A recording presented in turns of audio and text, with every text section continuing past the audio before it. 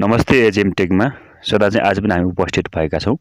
आजको भिडियोमा चाहिँ हामीले जुन गुगल एडसेन्स अकाउन्टमा चाहिँ पेमेन्ट मेथड कसरी एड गर्ने भन्ने बारेमा चाहिँ यो भिडियो सम्बन्धित रहेको छ।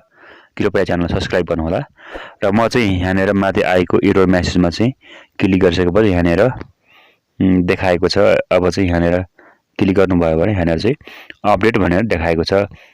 अपडेटमा क्लिक गर्नुहोला। अपडेटमा क्लिक गरिसकेपछि अर्को इन्टरफेस खुल्नेछ। यहाँनिर चाहिँ नट पेमेन्ट मेथड एड भनेर भनेको छ। त्यसको मुनितिर चाहिँ एड पेमेन्ट मेथडमा क्लिक गर्नुहोस्।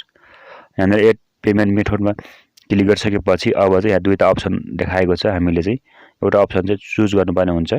त्यसको लागि चाहिँ हामीले जुन तल चेक डिटेलमा चाहिँ तपाईले त्यहाँबाट पनि तपाईको जुन चेक मार्फत चाहिँ तपाईले पेमेन्ट चाहिँ रिसिभ गर्न सक्नुहुन्छ। त्यसको लागि चाहिँ अलिकति झन्झटिलो र नेपालमा चाहिँ अलिकति टाइम लाग्ने भएको कारणले तपाईले चेक डिटेलमा चाहिँ क्लिक नगर्नु होला।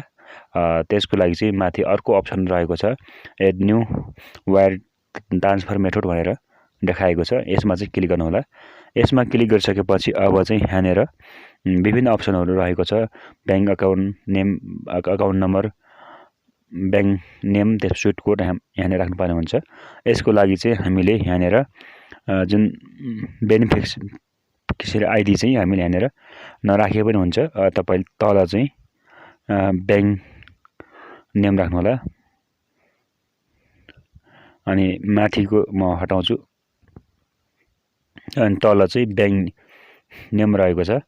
म चाहिँ यहाँनिर यसलाई चाहिँ क्लिक गर्छु। क्लिक गरेर म यहाँ चाहिँ राख्छु। अब यहाँनिर चाहिँ म बैंक नेम चाहिँ राख्न चाहिँ गइरहेको छु।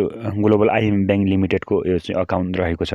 म यसलाई चाहिँ एड गर्न गइरहेको छु। अब चाहिँ यहाँनिर अब चाहिँ बैंकको स्विफ्ट कोड, हरेक बैंकको चाहिँ आफ्नै स्विफ्ट कोड चाहिँ हुने गर्छ। त्यसको लागि चाहिँ तपाईले चाहिँ बैंकमा चाहिँ सम्पर्क गर्नु होला, अथवा तपाईले चाहिँ कुन बैंकको स्विफ्ट कोड चाहिएको छ हामीले चाहिँ मेसेजमा पेजमा गएर फलो गरेर सम्पर्क गर्नु होला। अब चाहिँ मैले यहाँनिर बैंक अकाउन्ट नेम, नाम, नम्बर पनि राखिसकेको छु। अब सबै राखिसकेपछि तपाईले एकपल्ट चाहिँ राम्रोसँग चेक गर्नु होला। राम्रोसँग चेक गरिसकेपछि सबै ठिक छ भने यहाँनिर सेभमा क्लिक गर्नु होला। सेभमा क्लिक गरिसकेपछि अब एकछिनपछि यो चाहिँ सेभ हुनेछ। यसको लागि चाहिँ अब यो सेभ चाहिँ भइसकेको छ। वायर ट्रान्सफर टु बैंक भनेर, बैंक अकाउन्ट भनेर भनेको छ। यहाँनिर चाहिँ तपाईले मिस्टेक छ भने चाहिँ एडिटमा गएर एड गर्नु होला र तपाईको सही छ भने चाहिँ त्यो ठिकै छ। र अब यो चाहिँ हामीले सफलतापूर्वक बैंक अकाउन्ट चाहिँ यसमा चाहिँ एडसेन्समा चाहिँ एड गरिसकेका छौँ। यो चाहिँ हाम्रो जुन युट्युबमा चाहिँ कमाएको पैसा $100 पुग्यो भने मात्रै हामीले यो जुन बैंक अकाउन्ट एड गर्ने चाहिँ अप्सन चाहिँ खुल्नेछ। यो चाहिँ म एकपल्ट रिफ्रेस गरेर हेर्छु। हामीले चाहिँ यो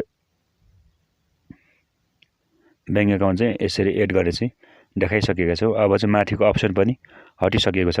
र आजको भिडियो कस्तो लाग्यो, जस्तो लाग्यो त्यस सल्लाह सुझाव लेख्न नभुल्नु होला। तपाईको दिन शुभ रहोस्। नमस्ते।